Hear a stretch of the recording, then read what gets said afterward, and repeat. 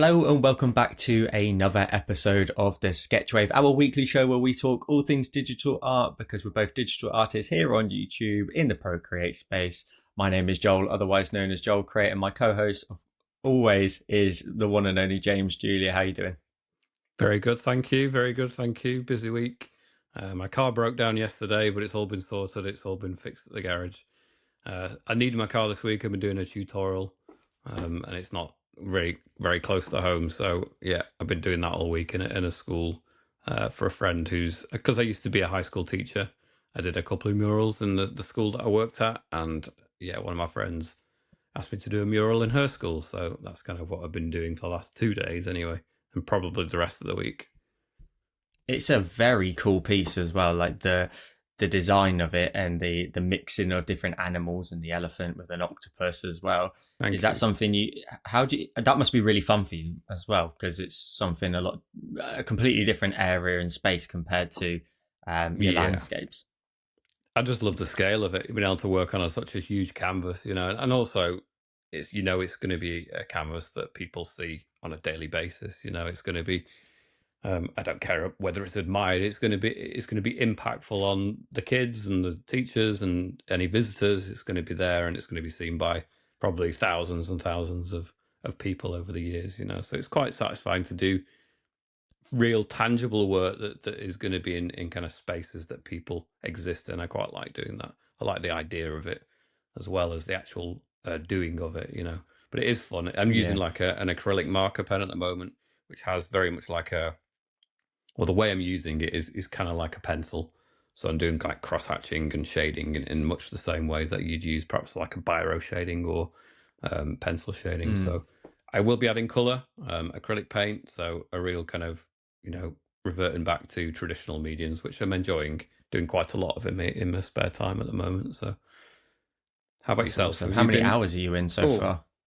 I've done 2 days. So, I mean, I find because it's a lot of arms in the air doing murals, and just the amount Shoulders are killing you. Yeah, a little else. It's not too bad. It's just you start to feel it in your back a little bit, and just the mental effort of having to because you're doing it on a wall. It's very strange. I mean, and probably most people that are used to Procreate when they're doing traditional work are just almost like go to pinch in and out to zoom. It's amazing. I do that all the time. Yeah, I know. It's amazing how when the safety nets disappeared, it's a bit more stressful. I'm enjoying that. I like the kind of tension of it has to be right, and if it's not right, we're going to struggle to remove that mistake. But it is definitely a different thing, doing traditional work. I like it. I've been enjoying doing it. So yeah, I'll keep you posted. I shall. If people want to see the finished mural, let me know in the comments, and I can share that with everyone next week. Perhaps, hopefully, when it's a full color. Hopefully, it's finished. It better have been. That'd be cool. So, yeah. That'd be very cool. How about yourself? Have you been busy?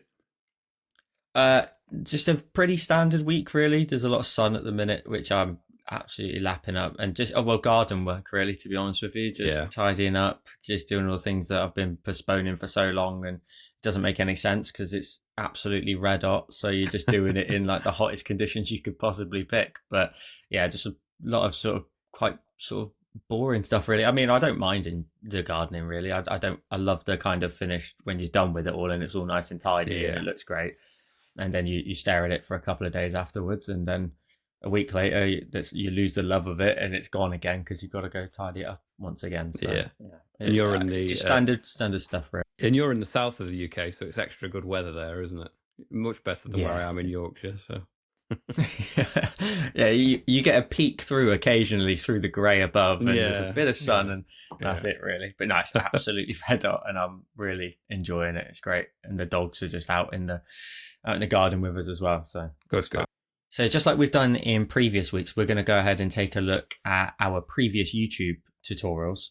And then we're actually going to get onto a really interesting kind of subject, really, of 2 tutorials, one each, that never made it past the canvas. They were binned. We didn't like them for whatever reason. And we thought it'd be interesting to cover tutorials that got chucked in the bin. So let's take a look at our YouTube tutorials first before we get to those 2. Let's start with yours as always. This is awesome, and the amount of saturation in this design makes it so summery and vibrant. Talk us through your latest tutorial. Yeah, I wanted to do another structure piece, and it's a recurring theme here, but I wanted to do something that really captured the feeling of summer and had an actual structural element to it as well. I did struggle with this one. This was one that I almost kind of threw in the towel, and at the cabin part of it, that element. Um, I did that a few times, so in terms of like within a tutorial, that was a section that I had to refilm a few times even. So we got there in the end. It was going to be two stored. It was going to have like, literally two floors on it. So I had to just cut the bottom floor off in the end and then managed to make it work. Um, but yeah, I wanted to capture the light of summer. And there's quite a variation of different kinds of greens and blues to this one. And I'm going to do an extended version of that as well. So in the foreground kind of water area, I'm going to add kind of like sparkling water and floating things and rocks and stuff like that, just to really give the foreground a bit more life as well. But yeah, I was really happy with this one. It's a bit of a longer one. It's well over the hour and 17, I think it is. So it's a bit more in depth than some of my other ones, but I think there's always space for mixing it up, having short ones, having and longer tutorials, more in depth. I think people are hungry for sometimes that extra depth in a tutorial, having that extra layer of difficulty and extra information in there. So yeah. So, is there a particular point of the tutorial and the design that you feel took up a little bit more time, or was it just a general thing? Yeah, I mean, it was. I try to, when I know I've got an element that's going to be quite time consuming, like this structure. I thought, well, I'll just do a blue background. I didn't even add any gradient to the blue. It's completely just one flat blue. And just to make life a little bit simpler. And the clouds are just like relying upon a technique that I've done for several tutorials now. I tend to think, well, if people have been following along, then they'll have new elements, but they'll have familiar things too. So they can use some of the same techniques they've used in the last, not every single one of the last 10, say, but 2 or 3 other tutorials where I've done clouds in the same way. So they'll be familiar enough to be confident at that bit, just to build that up so they get to the structure perhaps where it's going to be a bit more of a challenge. But yeah, it was the structure on this one. It was most definitely that. It was trying to get all the little divisions, and in the end I just opted to not make it too obvious whether it was a window, whether it was a door. I just went for kind of slats of wood and cross beams and keep it kind of subtle and vague, and just have to use your imagination as to where the window and where the door is, rather than spelling it out completely. I found that was a bit easier. It's kind of obvious where they should be anyway, as it turns out, but I was struggling when I was trying to make it a very crisp and clear window and door. And I was trying to do like a second sloping kind of sheltered like veranda to sort of circle on the lower floor, and that didn't go right. So we abandoned that, and we had a slightly simpler structure. I'm planning to do more structures, and I'm planning to get a bit more complicated with. It's not so much the painting of it; it's trying to break it, deconstruct it, and explain it in a way that isn't going to overwhelm people and isn't going to be too convoluted. What I tend to find is like I get sometimes halfway through the video of it and I realize I've made several errors and I've had to go back and fix them, or I'm just all over the place. I'm kind of having to do things because I made a mistake rather than it being the most logical way to have done it. Ideally you want it as sort of like really streamlined process where you get from A to Z, A to Z. As smoothly as possible without too many kind of meandering into unnecessaries. No, it looks awesome. I love the kind of grassy texture that sort of wraps around the structure as well. And you said this before with like the I don't want to call it a shed as such, but the structure that was in the woods, the stone one before, add in a few elements that just cover up a corner here and there. It just, you can disguise a lot of the stuff that you don't really want to do, and you can make they're like shortcuts, aren't they? But you still have to put something in front of it. But you kind of take a bit of an easy route in a sense. But also it looks great because you bury it within the landscape. It's not just right on the edge where we can see the entirety of it. Things would get in the way, and it looks awesome. I always love the tiers that you end up putting in there. if someone was to break this down, you can clearly see in the foreground on the right hand side that slim tree that's just about in view, really deep dark blue.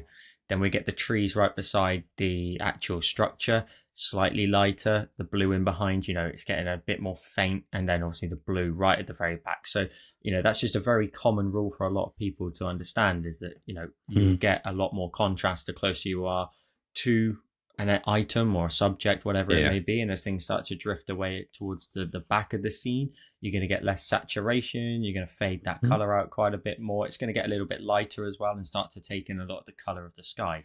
But the levels of blues throughout there just look really cool. My favorite part though is the light rays that come in, just peeking through on that right hand side. They brighten up the water there, and I can see that you brightened up that patch of water as well to try and add in like a little element of the shine from the sun.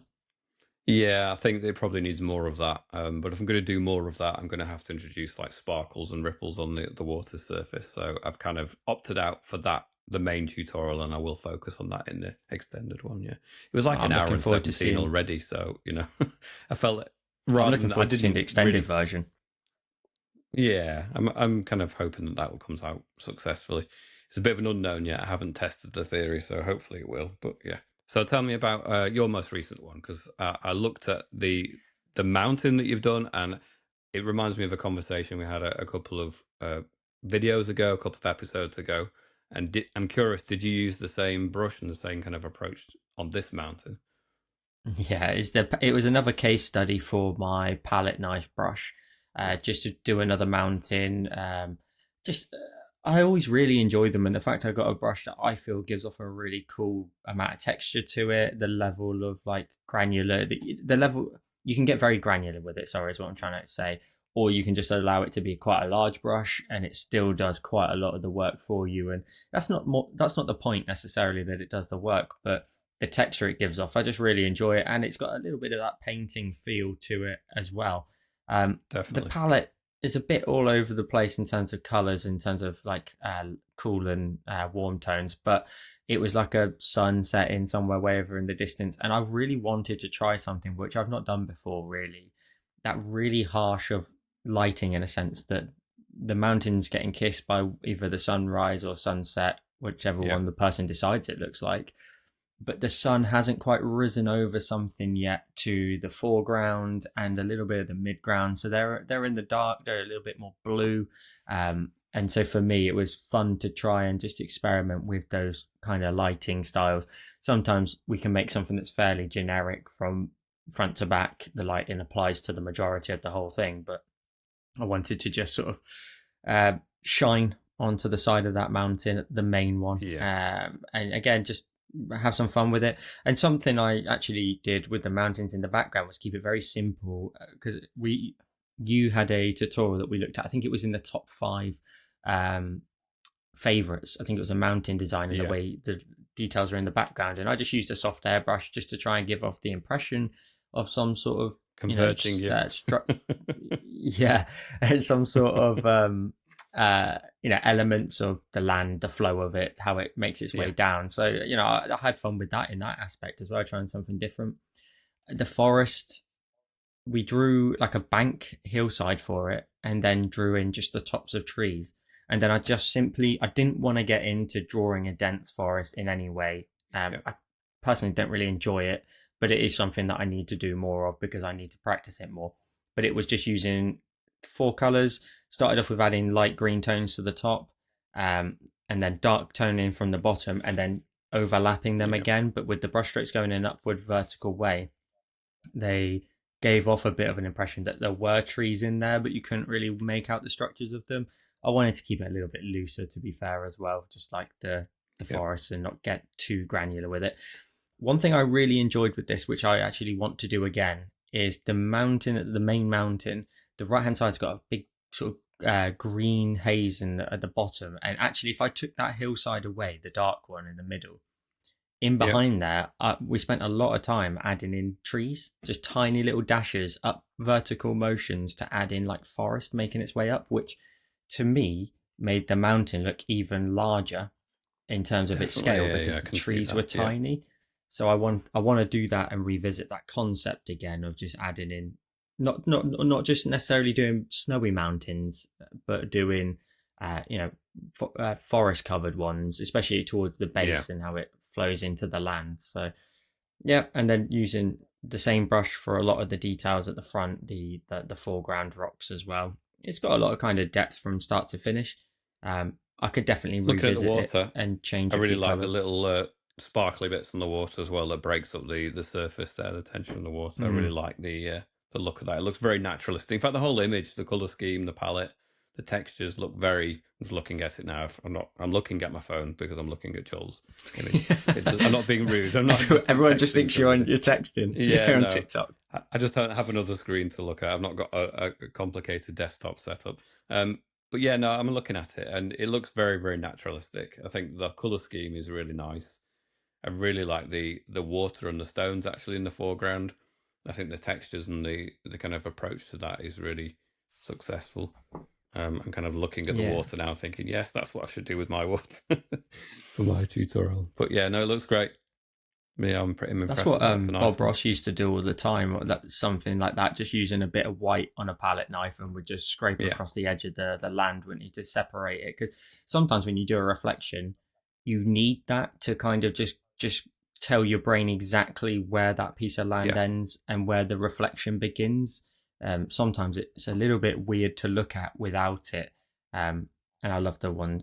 What I did there with the water actually was just create like a random curve shape, and it was blue, and then just duplicated the whole layer, the whole design, flipped it yeah. upside down, and then can't remember what blend mode it was, but it was just enough that it let through a little bit of the blue in the water, so it was like I didn't have to edit it too much or tweak it, just a little bit that blue coming through It's separates always it then a from the land. it's always a magical moment when you kind of copy the layer and flip it and yeah, you create the reflection there. It instantly transforms what an image into something that just kind of works as an overall composition, doesn't it? It's always a magical moment. That I enjoy that. Yes, it's awesome, and like we've said so many times, we always fall in love with reflections and skies. So to get both in a design always looks always very satisfying to look at. Yeah, Now, let's talk about things that we did not find satisfying do we have enough to? to post on the internet. um, we spoke about it in a previous episode about designs that we never released for whatever Yeah, reason, and truth be told, we don't do very many of them at all. This is no, we the try to only avoid one I that. could find in my Yeah, archive of designs that I kept. That just I was recording it, I recorded it, but when you got to the end result and midway through editing, I was like, I'm not going to carry on. I'm going to scrap it here. Um, Mine, before we get to yours, was an apple bobbin. So an animated kind of cartoony style apple bobbing away with some nice water ripples around it. Now, seeing it probably I'm going to say maybe 6 to 9 months later. It's not as bad at the time of what I I was like thinking it. it looked like. Um, I'm glad you like it because I might revisit it, but Yeah, you it should. I I really did not like it at the time. It again, we've explained many times the differences in our processes. Mine is very much I will draw something in my spare time, and then when I like it, I will record it, do it, and Yeah, which means I'm drawing it again. The problem with doing that is if you really liked something the first time, when you draw the second one, you don't like it quite as much, and that is a real internal battle of saying, is it just me and that I don't like it, or is it actually still a nice design, but to other people because they never saw the original, will it still be fine to post? Um, but ultimately, I think I won this one. If you work it out like that, that I said no, this is just not happening. I'm not doing. I'm not posting it. I think curiously, it was just how well. many times do you feel like you improve it on the filmed version? Uh, How I often? must admit, probably swings the majority of times Right, because I that's think good. the first time when I'm drawing something in my spare time and I'm free flowing and just drawing, there might be things I missed, and I think we've said loads of times that for you get that really that nice luxury really of being able to with your Patreon extended versions go back in and say, well, True. I've slept, I've come back to it, and I've actually realized I'd really like it if this looked like this instead.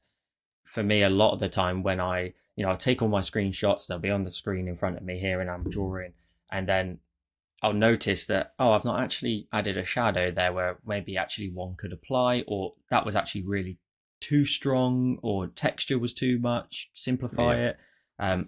So I would probably say 7 times out of 10, I that's good. prefer the second. Probably no. I'm trying to work out the fractions for it to make it easy, but 4 out of 5 times it's usually that I prefer the second Yeah. version. But occasionally you have to say to yourself again, is it me? Is it actually an all right design? Could it go live still and people will still enjoy it? I So what's so awful probably about could have this done one that. then? What just, you know, what did you not like? Because I think it looks kind of it, cute. I like the little character. I think it's effective. Not only cute, but I think I like the lighting, the colors. I like the way that the light from the water is reflected on the characters' little kind of stick legs and the surface. The kind of it's got a believable shine and sheen to the apple texture. I like it. And what did you not like? again, this is because I've drawn it before. The perspective a little bit of the apple just looked different to the first one I drew. Right. And the way that I think I started off with drawing the basic silhouette of it, and then um, creating a new layer, filling in the whole layer with the paint streaks to give off the impression of the apple, all of the red Mm, tones, the oranges and the yellows, and then warping it to fit the body. And I just think that at the time, the warp didn't fit as I wanted it to. right. In hindsight, I can probably even see it actually more so on this right hand side on here. Well, the right hand side of the design near the arm. It's for me the angle in which those lines go don't make sense in my opinion. I don't. Right. It's hard to explain. They're almost pointing down bottom left slightly too much, which just as you said in the record in when we record tutorials a lot of the time, there's so many times where we'll draw something and then we will probably say to ourselves in the recording, right, scrap that. I'm going to do that whole section again. I'm not too pleased with it and do it again, and that's fine. Yeah. If I'd have done that, maybe I could have adjusted it there and then at the time, but it never got adjusted. So the lighting I think was also rushed a tiny bit as well, the soft airbrush strokes and stuff on the apple. But truth be told, I think I probably will revisit this and give it a Yeah. go again and do something in that kind of very easy cartoony style where the sort of facial characteristics and like features that make it cartoony are very cartoony, if that makes sense. Like a Yeah. monoline brush simply for the legs and the arms, but make it still look like an apple itself in the Yeah. water and bobbing. So yeah, I'll give it another go. I think. I think you should. I think people would like that. I mean, it's a suitable well, not Halloween, would it? I mean, in the UK we have Guy Fawkes, don't we? We have Bonfire Night, which is probably a strange concept to people in the US and other places, but yeah, we do. And or I guess is it Halloween bobbing for apples, or is it more Yeah, in the UK? I suppose it yeah, I is, think you isn't do it? apple bobbing at Halloween. Yeah, I remember doing that as a kid. Yeah, I tend to associate it with Bonfire Night, with Guy Fawkes Night. But yeah, I suppose Mm. they're very similar time of the year anyway, aren't they? So yeah, but yeah, that'd be a good time to do it. Perhaps if you're going to revisit that, wouldn't it? Get it Yeah, for the autumn definitely. period. Definitely, Definitely. Now, talk us through your landscape because this has James Julier written all over it. But I want to know at what it point and does. why you decided this one was for the bin.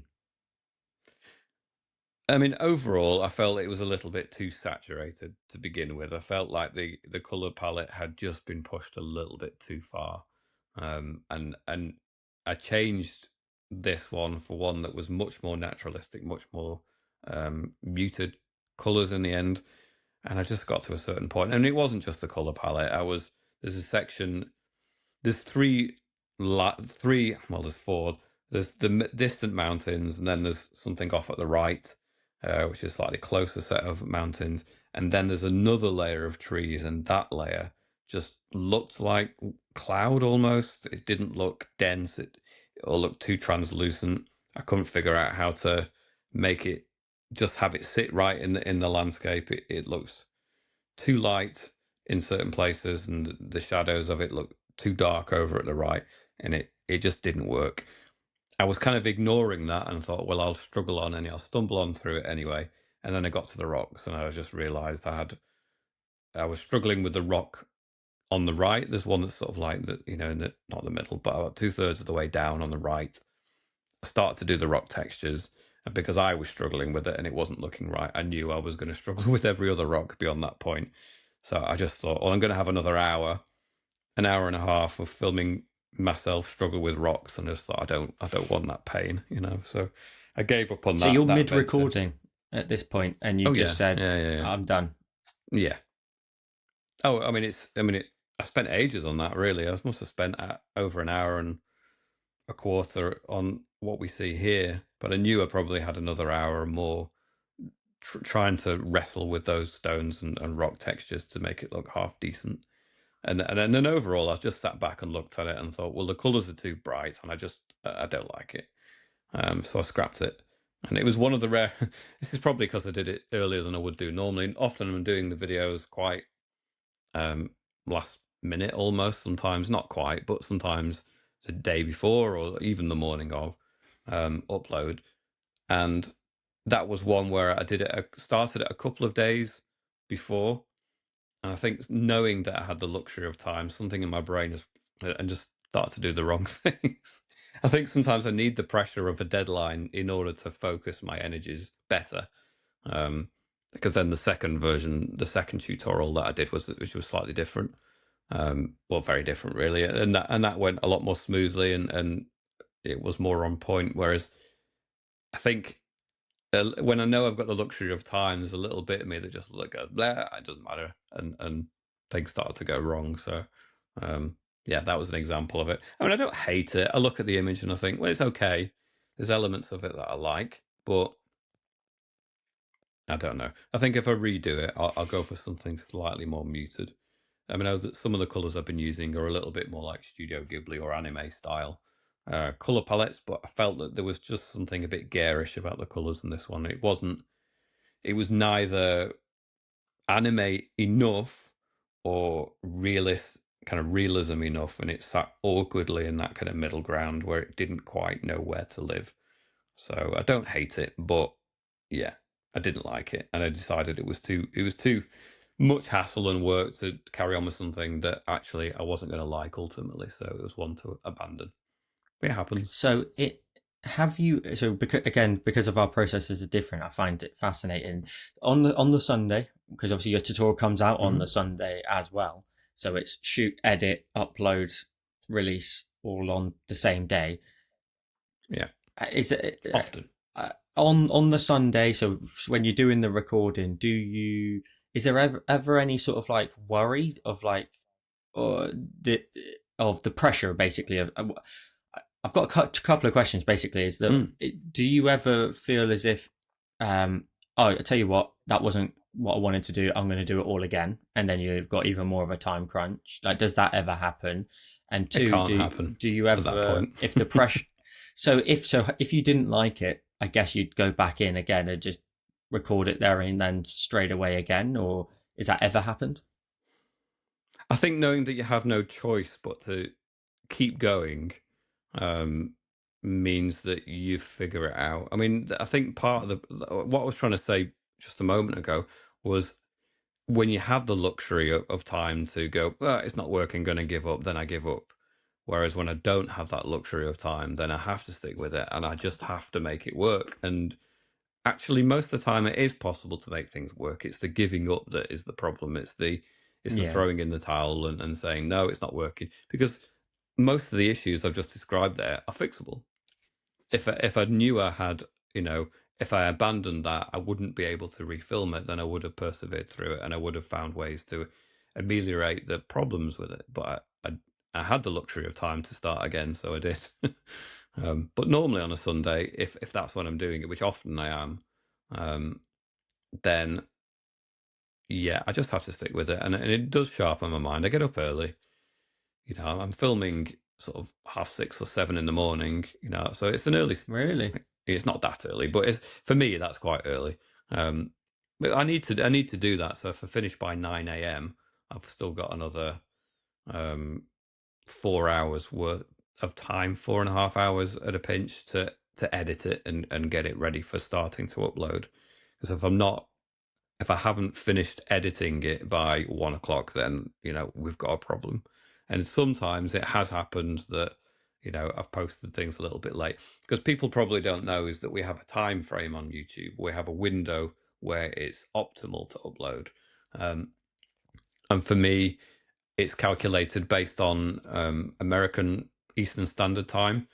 Most of my audience is in the US, so I calculate it so it's between 9 a.m. Eastern Standard Time and 11 a.m. on the Sunday morning, which for me is 10 a.m. their morning is me at 3 p.m. So if I was late and I posted for me, after 4 o'clock in the afternoon, that would be after the 11 a.m. Eastern Standard Time. And it typically falls outside of that optimal window, and the difference can be quite vast in terms of how the videos can do. In fact, when the clocks go back or goes forward, there's been occasions where I've forgotten that this is happening in the US, and I've uploaded like normal, and the video's gone flat, and then I go, damn it, and then I realise it's because the clocks have changed in the US. So it really can make a big difference. So for me, I have to have finished editing by 1 if I'm going to make sure it has enough time to process and upload to YouTube. Another factor is I live in a valley in Yorkshire, and we have ridiculously bad internet. So sometimes I hit upload and it says 5 hours, and that's when I start panicking. Then I have been known to zip out in the car to drive up to the top of the hills, just to sit there in my car while it uploads, and then zip back down in the car just to then continue. Gotta do what you gotta do. So yeah, you gotta do what you gotta do. Yeah. I need to know what brand of coffee you're drinking for you to be waking up at 6 or 7 o'clock in the morning and go, right, the first thing I need to do is work immediately and record something, because my mind works. This is why I find these conversations so interesting, because I record usually around about 2:30 in the afternoon. So by then I've got rid of the morning grogginess. I've eaten and supplied my body, as we've said before. I've fueled my body ready so that come 2:30 I'm good to go, and I am like optimum to achieve the target essentially. To do it at 6 or 7 o'clock in the morning for me is just like, what the hell? That just doesn't work for me at all.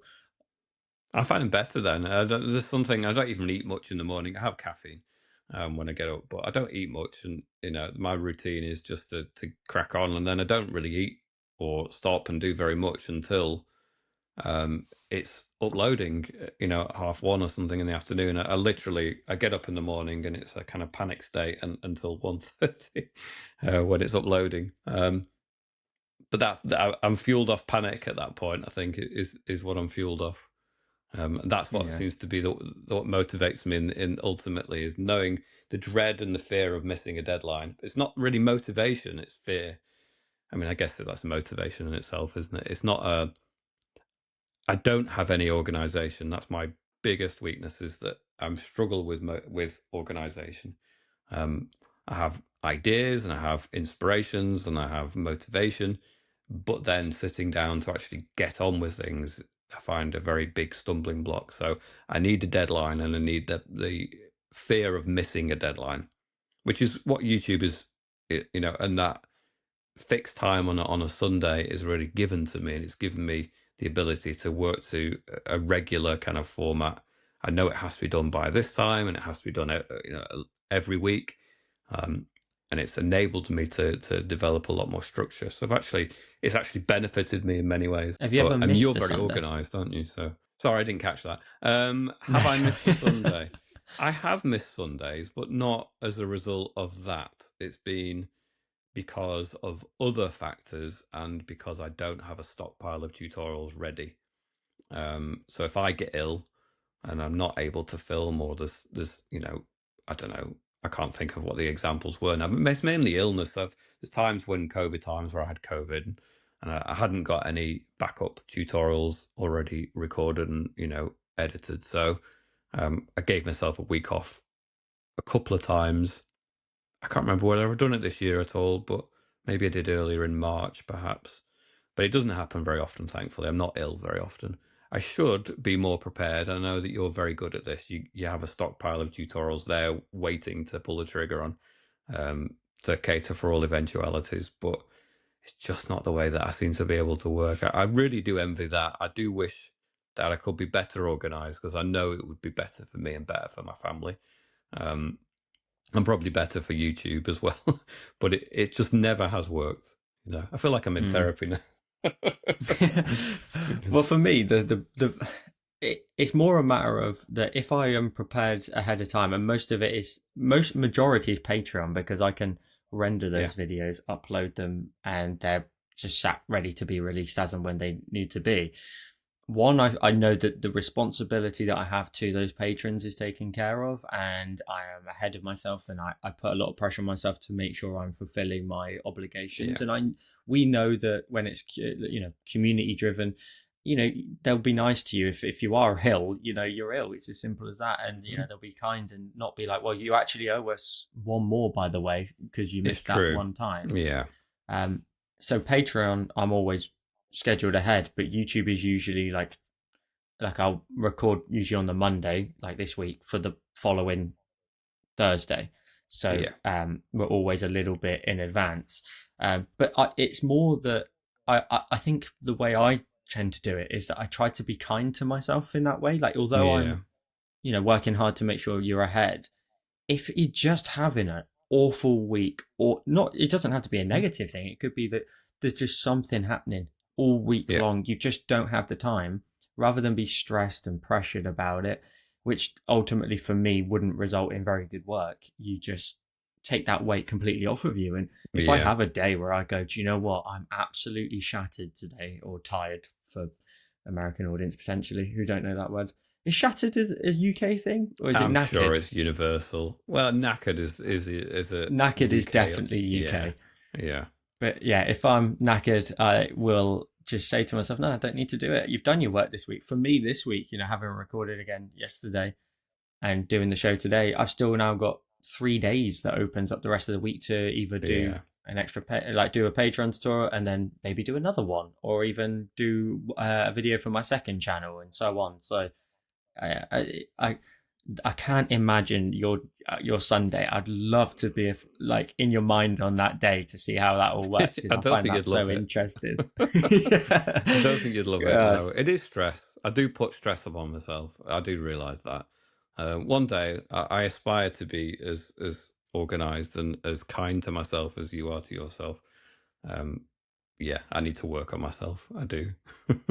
Well, I think it says a lot, though, that we could only find one design each for this subject of finding videos that we just chucked in the bin. That's a very good success rate. I don't know how many tutorials you've made, but myself is hundreds now, and to find just one is pretty good. I'm pretty happy with that result. I love talking about little random small subjects like this, about tutorials, and we do little extra side quests almost to the main things. All of these things we threw in the bin, top fives. I think it's really cool to definitely just break down all the different content we've made over the years.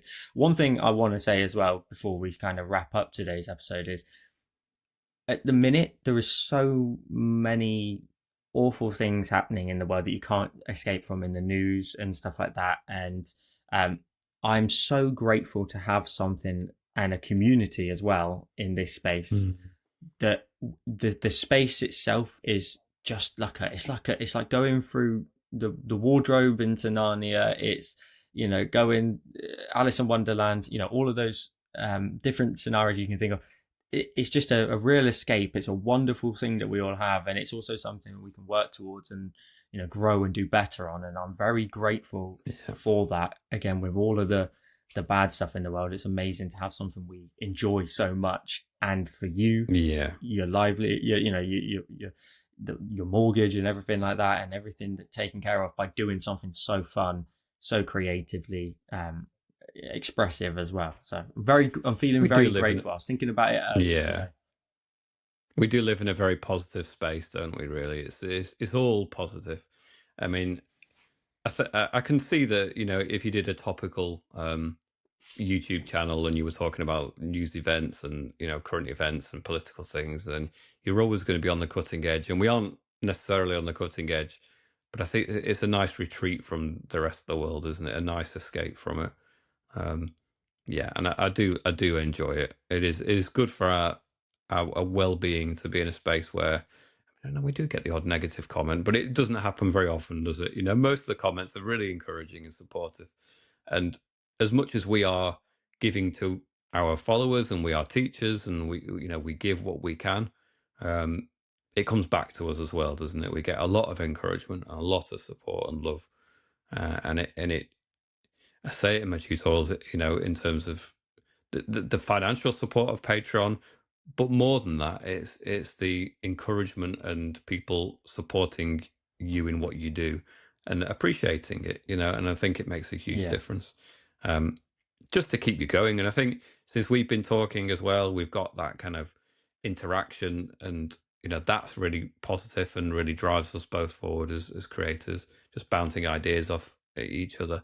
But also, you know, our audience has been there since the start, really, and you know, I think that that's just the most important thing. I think without the audience, I mean, not just the views, because of course they count, but um, but the feedback, you know, the interaction, the kind of backwards and forwards, the questions, the positive. You hear like people's life stories about how much it's impacted their lives when they've been going through tough times, or someone who you know, in their 80s has just picked up an iPad and started being creative with it for the first time. It's quite powerful stuff sometimes, and it's easy to become a little bit kind of complacent, you know, when you get people saying that's good, that's good, that's good. But you have to stop and remember that all those little comments are real people with, you know, full lives that are taking the time to watch the tutorial and actually follow along and then leave a comment. I mean, it's quite overwhelming if you stopped and really could absorb and take that on board. But yeah, no, it's all good. It's a Yeah. beautiful space It, to exist in, and I'm very, very grateful of it. Yeah. Definitely. And to have them also come across onto this channel, share so much love on this channel. You know, one of our videos has got more views than our subscriber count. So, you know, Yep. people are tuning in, people are enjoying the content. The one thing you can do if you want to support the channel, of course, is drop a subscribe on the channel. Yeah, subscribe using the button below. It helps the channel out a lot. We'd love to hit 1,000 as soon as possible would be amazing. But maybe set a target. Should we set a target? Maybe say something like end of the Deadline. year, maybe. So we'll keep it nice and easy. End of the year, 1,000 subscribers. Let's see if we can. Yeah. I mean, we don't have a lot of control over it, do we? But let's see if we can hit it by Halloween and celebrate There we Halloween. go. That's the target. We'll aim for that. Guys, thank you for enjoying another episode with us. I hope you made it right to the very end. If you did, drop a unicorn emoji in the comments down below. And also let us know what you thought of our discarded designs. Did you like them? Would you like us to revisit them? We'd love as much feedback as possible. It'd be amazing. James, thank you as always for an awesome conversation. We will be back next Tuesday as always. And we'll see you in the next one.